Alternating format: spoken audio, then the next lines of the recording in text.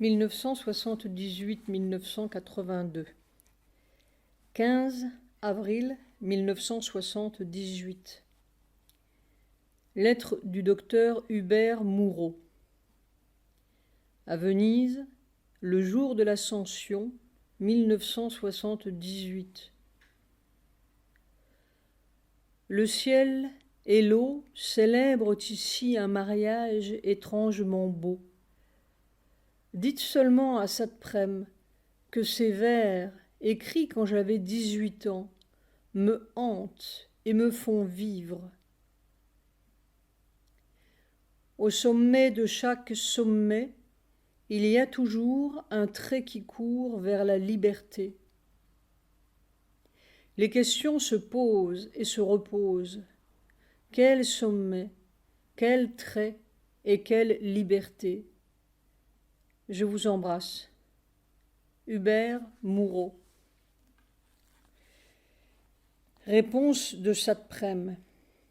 Oui, Hubert, à chaque minute le sommet est à dépasser.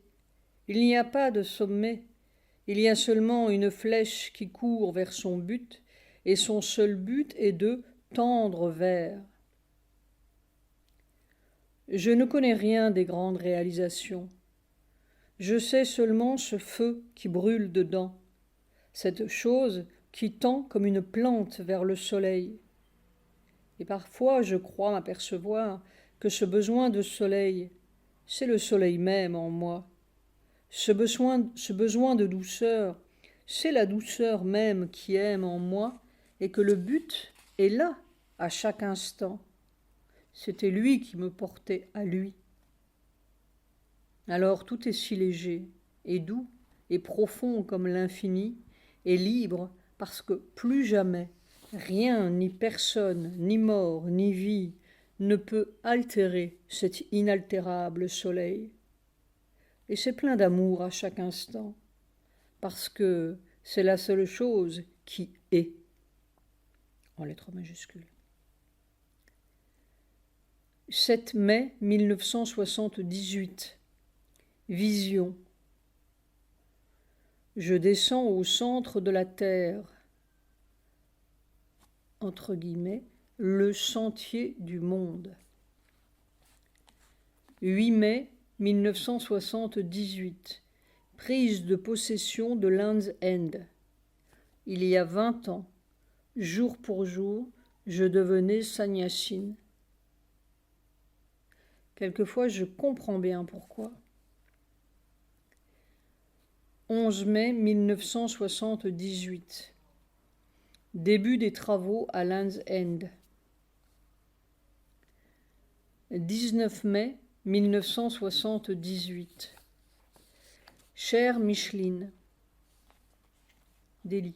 Chère Micheline, je suis ici pour la première réunion d'Oromitra, note de bas de page, un trust récemment créé pour aider Auroville à se libérer matériellement de l'emprise de la Sri Aurobindo Society, SAS. Avec Tata et les autres trustees d'Oromitra, dont Bijoy Nahar, l'oncle de Sujata. Dorénavant, Auroville pourra recevoir l'argent sans que ce soit détourné par ces faussaires de la SAS. Tu es beaucoup dans ma pensée. Je sais que ton tournant est un vrai tournant, difficile, parfois douloureux. Mais réellement, que veut mère? Elle veut que ses enfants soient purs, droits, donnés. Et elle les met à l'épreuve divine pour les délivrer du vieux monde qu'ils portent en eux. C'est l'heure que nous avons attendue depuis tant de vies. Nous avons beaucoup prié pour servir à cette heure-là. Alors, il faut avoir le courage de passer au-dessus de beaucoup de choses et de larguer beaucoup de vieux poids. Mère nous veut légers. Son nouveau monde est léger et sans mémoire. Mais toi au moins, Micheline, quelle que soit la douleur de l'épreuve, aie le courage de l'offrir et d'aller droit ton chemin. c'est le moment entre tous, et il faut tout offrir. Alors l'épreuve se change en un élargissement de conscience, en une légèreté plus grande, une transparence plus grande. Et toi, Micheline, tu as cette chance ou cette grâce de servir de plus près cette œuvre terrestre. Alors, on peut bien tout jeter dans cette grande œuvre-là, et Mère prendra soin de nous. C'est la meilleure façon d'aider les circonstances personnelles et générales. J'ai confiance en toi. Ouvre les mains. Donne tout à Mère et fonce dans le nouveau monde. Mais je voulais te parler de Bibi Eyman. J'ai eu le sentiment qu'elle avait un rôle à jouer dans notre travail. Elle est pure, simple, vraie. Je ne sais pas quelles sont ses qualités et capacités pratiques, mais je connais sa qualité d'âme. Il faudrait que toutes nos activités de l'Institut jaillissent spontanément de cette qualité d'âme. C'est ce qu'il y a de plus efficace. Ce ne sont pas des rôles à déterminer, mais des vibrations qui doivent être mises ensemble et qui, spontanément, automatiquement, créeront des circonstances et des arrangements inattendus. Je voudrais que ce que représente Bibi soit là, au milieu de vous, et voyons ce qui sortira de cet ensemble de vibrations. Quels que soient les désaccords ou les difficultés qu'il y a pu y avoir dans le passé, tout cela doit fondre dans le nouveau creuset. Laissons les égos et les petites personnes, et voyons ce qui sortira de quelques vibrations pures.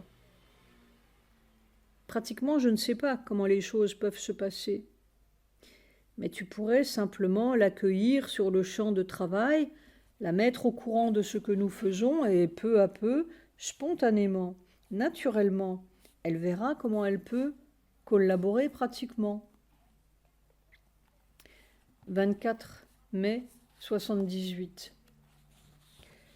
Excuse cette lettre un peu décousue commencée à Delhi et que je termine aujourd'hui à Harwood. Je suis débordée de travail. Nous préparons les lieux ici. Quelques 40 ouvriers sont sur le chantier de Land's End. D'ici 3 semaines, je crois que le plus gros des travaux sera terminé et que nous pourrons nous abriter dans un coin. Je tâche tant bien que mal de terminer le tome 2 de l'agenda. J'ai confiance que tout ira bien. Les lettres de menaces et chantages et trusty ne m'impressionnent pas. Mère va son chemin irrésistiblement. Il faut, que nous soyons une poignée d'êtres sans ego, sans réaction personnelle, donnés à ça. Cette poignée-là peut faire des miracles. Je compte sur toi et sur B pour être le cœur et l'âme de notre travail là-bas. Courage et confiance, toute ma tendresse. Satprem.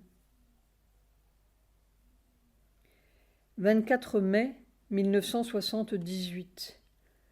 Lettre à Nicole à Auroville. C'était très bon de sentir ton amour et ta joie. La présence vivante d'Auroville brille dans la nuit autour. C'est très émouvant de sentir cela. Mère est contente. Il faudrait tellement comprendre que nous sommes au moment du grand possible. Pas faire un petit monde, ni même un meilleur monde, mais un autre monde. Comment on devient l'autre être après l'homme? Si l'on se posait la question, avec assez d'intensité et de constance, peut-être le passage s'ouvrirait-il. Quelle aventure! C'est cela, Auroville. Tu comprends, c'est l'intensité de la question qui est importante. Il faudrait que chacun soit comme une question si intense et en même temps si tranquille, ferme. J'ai confiance en vous. En vérité, je vous aime. Vous êtes mes frères, mes sœurs. Nous allons ensemble, ici ou là, vers le grand pays de mer, vers la terre vraie, enfin. Avec beaucoup d'amour à tous, comme j'aurais voulu vous embrasser chacun. Saprem. 29 mai 1978. L'avalanche de boue. Le pamphlet de la SAS contre moi. 31 mai 1978. I have been digging, note de bas de page, un poème de Sri Aurobindo, Le labeur d'un dieu, de 1935. J'ai creusé longtemps et profond, dans une horreur de fange et de boue, un passage pour la chanson d'une rivière d'or, une demeure pour le feu immortel. C'est cela ma vision de l'autre jour, la descente au centre de la terre, le sentier du monde.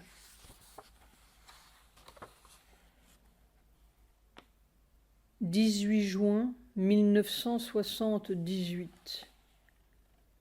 Sur la terre apaisée, il ne restait plus qu'un chant de grillons. CHANT. 24 juin 1978. Le puits de Harwood s'écroule. Envoi de l'agenda 2 à Paris. 3 juillet 1978. Lettre de Saprem à sa mère. Harwood. Ma petite mère aimée. Tu as une solide famille. Mais ma tendresse va surtout vers toi, dont je me sens si proche à travers tous les temps et toutes les tribulations. On chemine ensemble, on a toujours cheminé ensemble, et on continuera. Plus on va, plus on se sent éternel. Tu sais, comme la baie quand elle est toute lisse et moirée. Mes Nilgiris sont pour l'instant comme un chantier, des milliers de travaux, des puits qui s'écroulent, un gouffre d'argent. Mais nous arriverons au bout. Il y a ce vaste espace devant moi, à 2000 mètres, et la plaine tamoule, presque rose, tout en bas. Je ne me sens bien que dans le vaste, comme dans mon petit Bagheera. Oh, tout a si peu changé depuis 40 ans.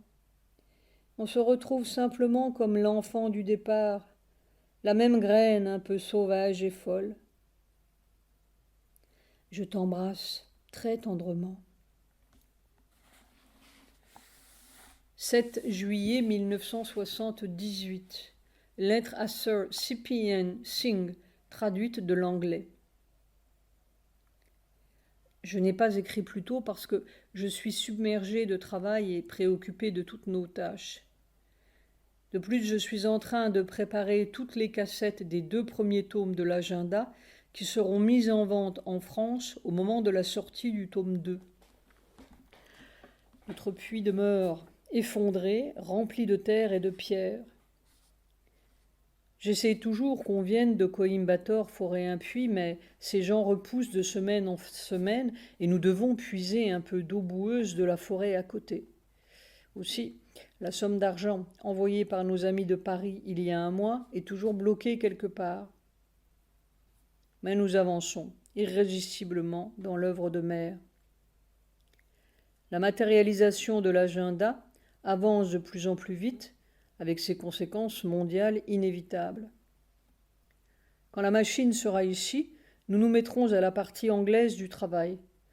Nous avons du pain sur la planche. En dépit de tous ces problèmes matériels, nous travaillons dur à la vraie chose. Il est étrange de voir comme nos difficultés matérielles surgissent au fur et à mesure que nous avançons avec l'agenda.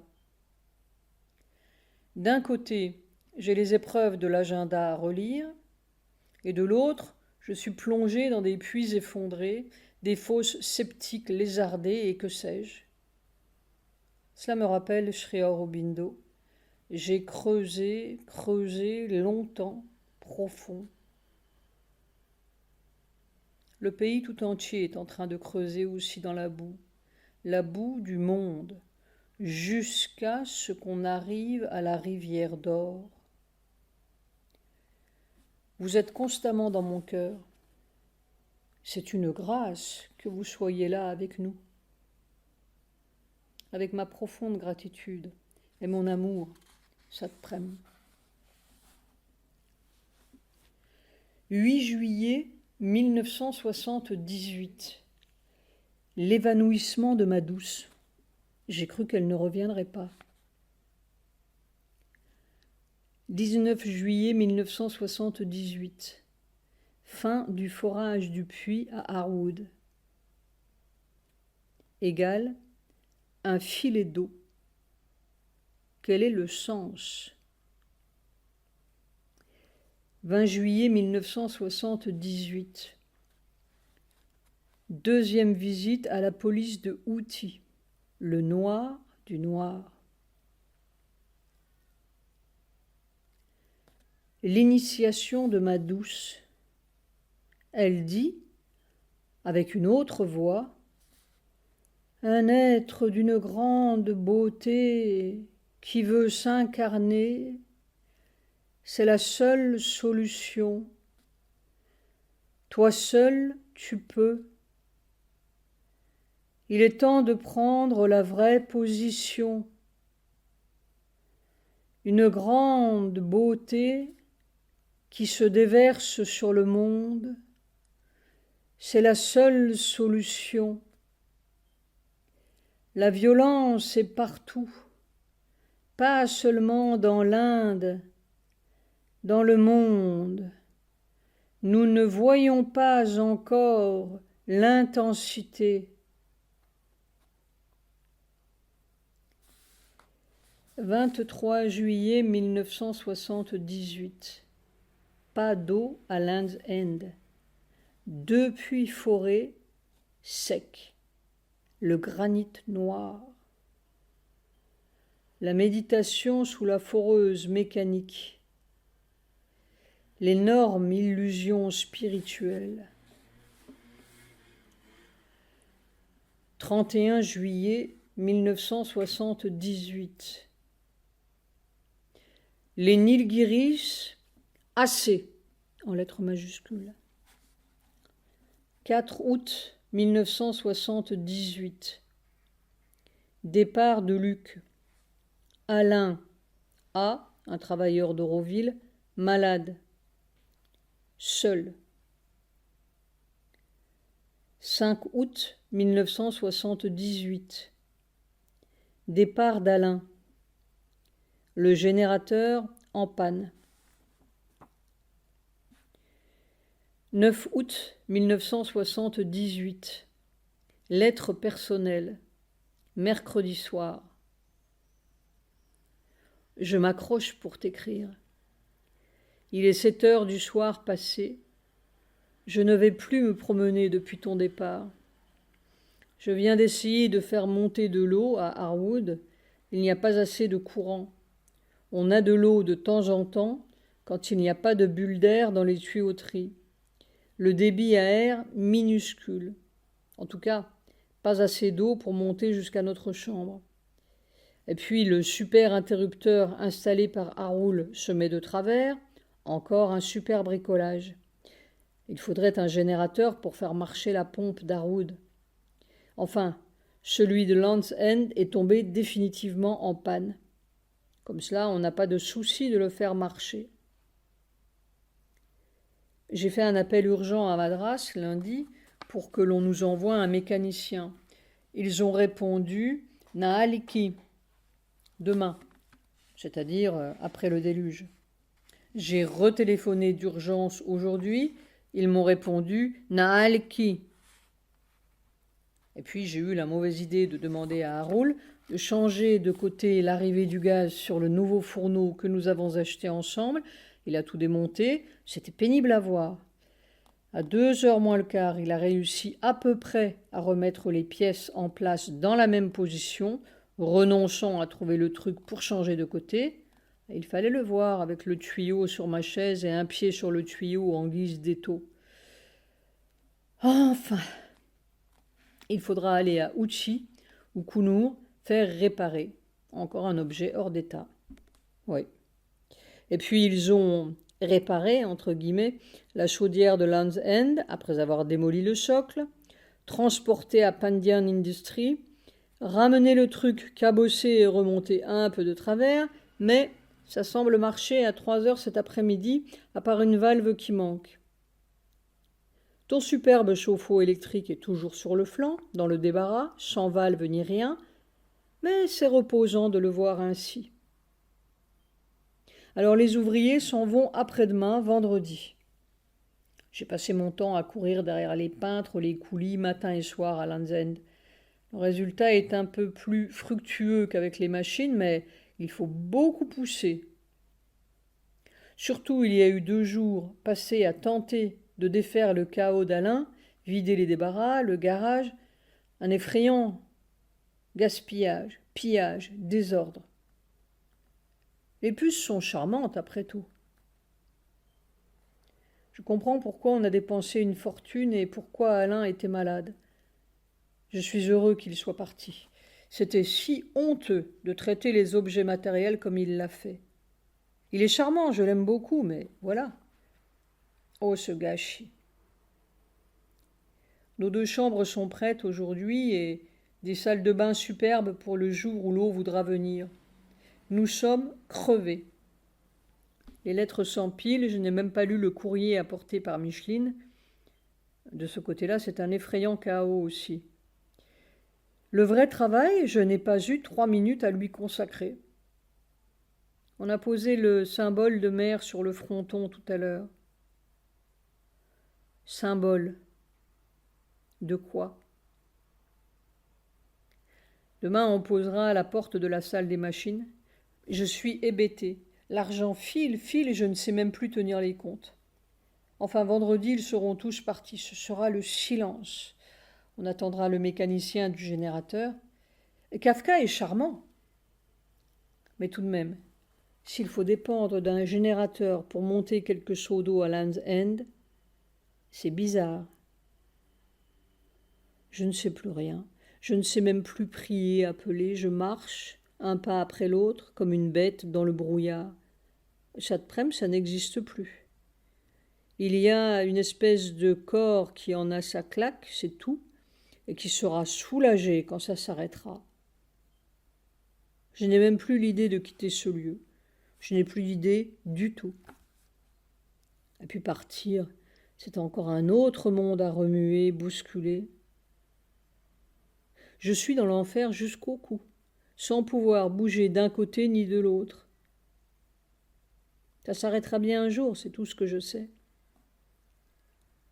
Mais ce qui est étonnant, c'est que tout a disparu. Mère Sri Aurobindo, comme un souvenir lointain. Au fond, c'est comme dans les camps, une espèce de ravage intérieur. Plus rien ne reste debout, sauf mes 2 pattes. D'ailleurs, j'ai une jambe qui ne s'améliore pas.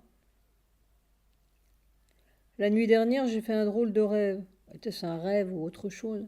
Il fallait m'opérer d'un œil. Je sais que mon œil gauche n'est pas bien, mais c'était le bon qu'on opérait, le droit. Alors on découpait tout un trou au ciseau, mais je ne sentais rien. Je sentais seulement qu'on découpait. Il paraît que j'avais un début de cancer, c'est pourquoi il fallait couper. Je me laissais faire absolument. À la fin, ils ont pris une pince pour arracher le globe oculaire. C'était fini. Alors, je me suis retrouvée avec un œil devant un poteau de fer. Il n'y avait plus qu'un poteau de fer devant moi, c'est tout ce que je voyais. Et c'était si triste et si sordide que je me suis mise à pleurer devant mon poteau de fer. C'était tout. Ah, j'oubliais. Il y a une bonne nouvelle, paraît-il. J'ai reçu hier mon extension de séjour d'1 an en Inde. Je crois que j'aurais été soulagée si on m'avait dit de plier bagages dans les 8 jours. Comme j'ai été soulagée quand les trustees de l'ashram m'ont expulsée et rappelée de l'Himalaya. Mais non, je reste en Inde, voilà. Je t'embrasse. Tout va bien. Ça finira bien un jour. Ça te prenne. 10 août 1978. Land's End égale l'enfer maléfique. Deuxième coup de gong. La seule issue, c'est que je quitte ce corps. 11 août 1978. Fin du chantier de Land's End. Départ des ouvriers. L'horrible chose, comme disait Mère. Brisé, cassé, nul. 13 août 1978. Lettre personnelle. L'homme du générateur est donc arrivé de Madras hier. Donc toute l'installation aérienne de Haroul, l'électricien, est un bricolage absolu. En outre, Haroul s'était absenté pour un travail, entre guillemets, qu'il avait ailleurs. Il est arrivé ce matin, dimanche, à midi, la bouche en cœur, après la messe de 11 heures. Je n'ai pas voulu le voir, sinon je l'aurais giflé. Les autres nous volent brutalement. Celui-ci nous vole avec un sourire. C'est toute la différence. Nous avons donc hier passé de 3 heures de l'après-midi à 8h30 du soir, avec Sujata et le mécanicien de Madras, à nous débattre en tamoul pour comprendre exactement le problème électrique, à courir de la maison au chola et du chola au générateur, puis du générateur au chola. Note de bas de page, chola, forêt tropicale des montagnes du sud de l'Inde. J'avais le cœur comme une vieille casserole. Nous avons pris note des tests du mécanicien, payés, cher. Puis il était 8 heures du soir, pas de taxi, j'ai raccompagné à pied dans la nuit ce pauvre homme. C'est donc toute l'installation d'Haroul qui est à réviser ou à refaire. À propos, il m'a apporté sa facture, sans mentionner les avances que tu lui avais faites, et demandé une somme extravagante. Il a fait la grimace lorsque j'ai mentionné tes avances, mais il a quand même emporté la pompe que tu lui avais laissée généreusement et embarqué tout le matériel électrique qui restait à Land's End, disant que c'était à lui. Le même scénario s'est répété avec le peintre et avec le fournisseur. Bref. Les derniers jours du chantier de Land's End, où je restais pourtant 6 à 7 heures par jour, ont été le grand pillage de tous les côtés. Il reste 2 pots de peinture, quelques marteaux et ciseaux, et toutes les vieilles ferrailles inutilisables.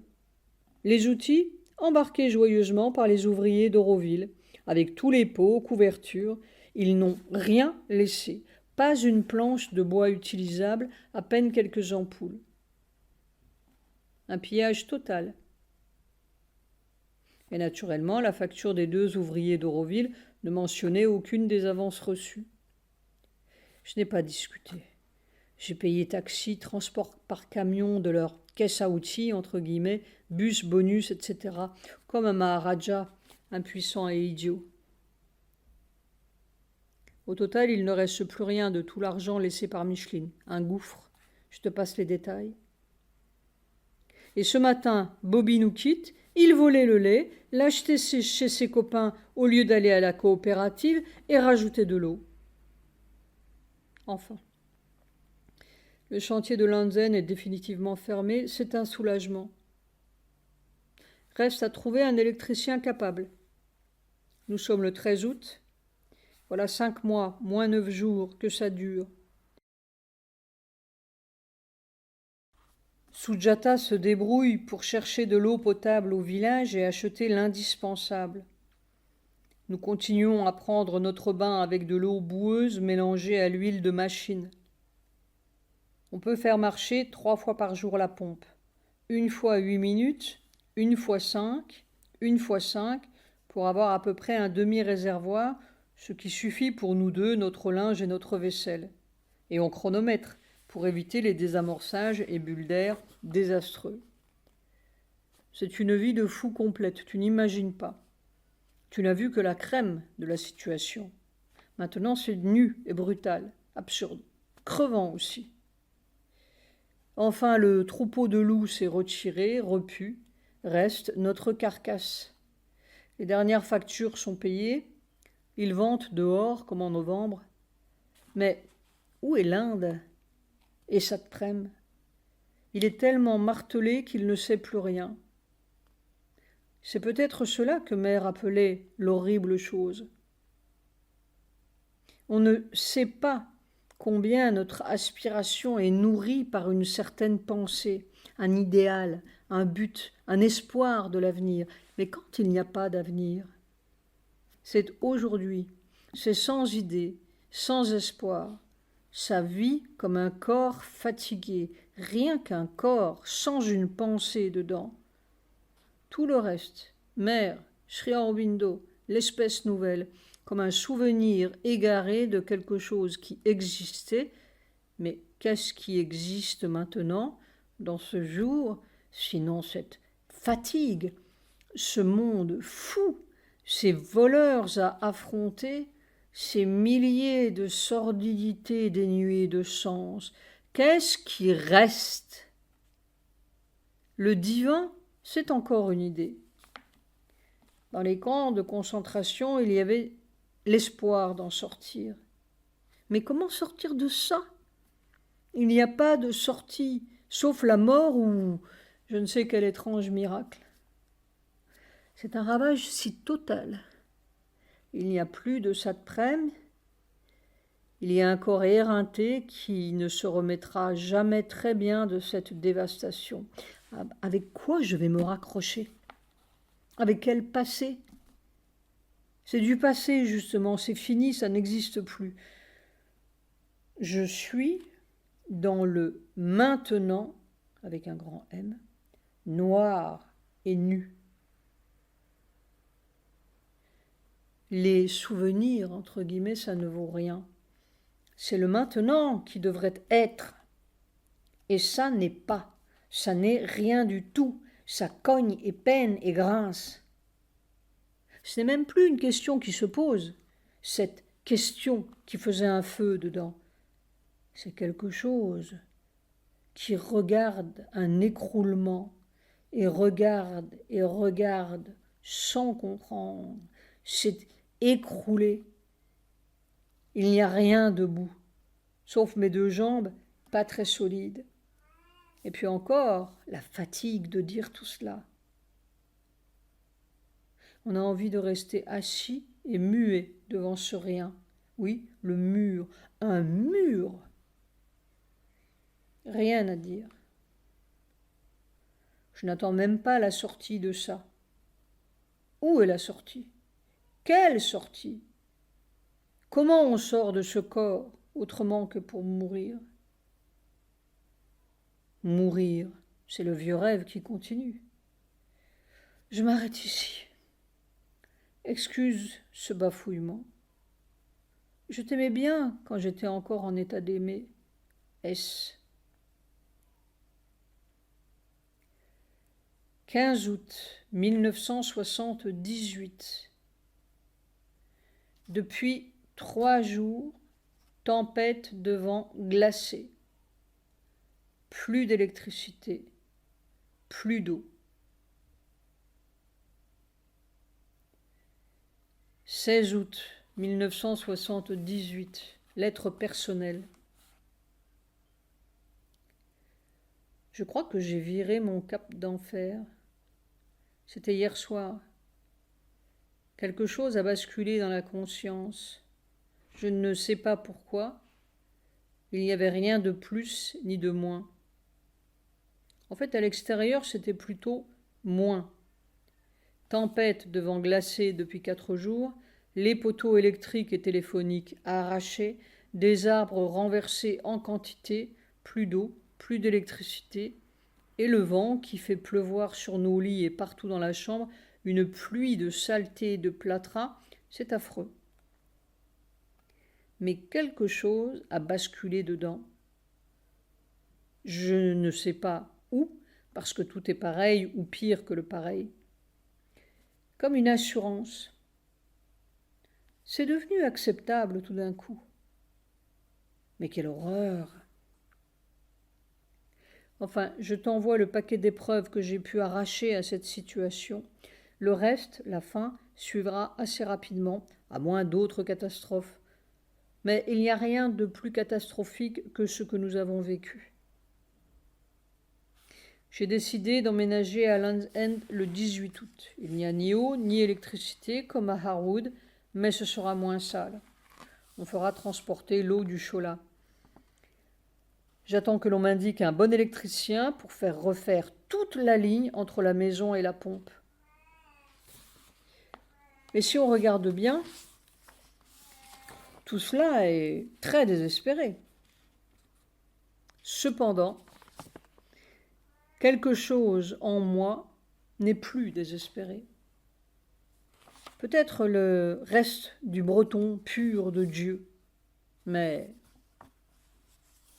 ça te prenne.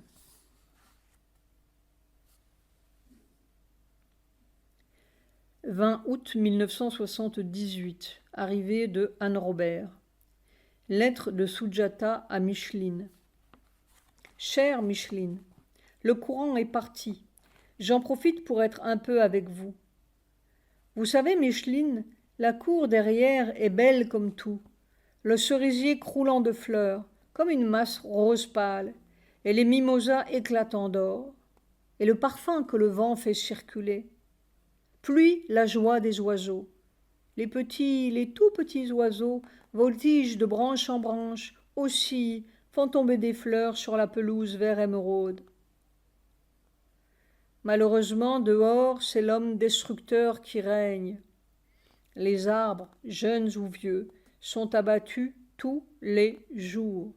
Des coups et des coups qu'on entend.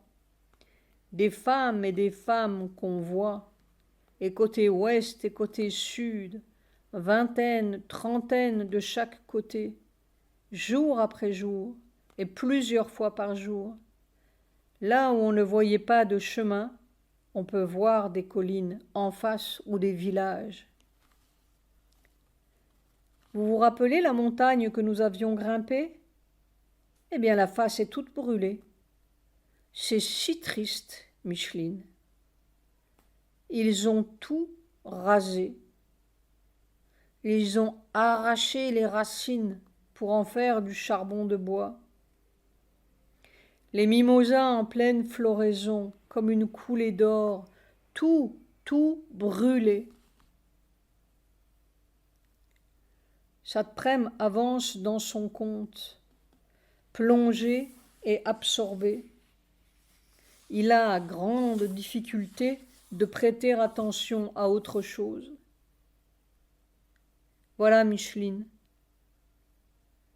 Je vous embrasse très tendrement. 23 août 1978, ma jambe abîmée, hématome, phlébite.